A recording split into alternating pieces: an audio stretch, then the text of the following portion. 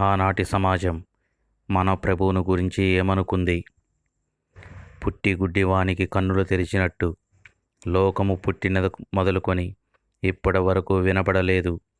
ఈయన దేవుని యొద్ద నుండి వచ్చినవాడు కాని ఎడల ఏమీ చేయనేరడని వారు అనుకొనెను. యూదుల అధికారి అయిన నికోదేము రాత్రిపూట యేసునొద్దకు రహస్యంగా వచ్చి, బోధకుడా, నీవు దేవుని యొద్ద నుండి వచ్చిన బోధకుడు అని నేను ఎరుగుదును.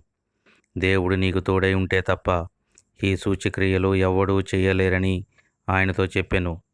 యేసు దేవాలయంలో బోధించుచున్నప్పుడు యోధులు అందుకు ఆశ్చర్యపడి, చదువుకొనని ఇతనికి పాండిత్యం ఎలా వచ్చినని చెప్పుకొనిరి. జనసమూహంలో కొందరు ఆయన మాటలు విని, నిజముగా ఈయన ప్రవక్తే అనిరి.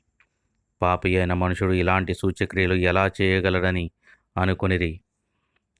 ఒకవేళ క్రీస్తు వస్తే ఇంతకంటే గొప్ప కార్యములు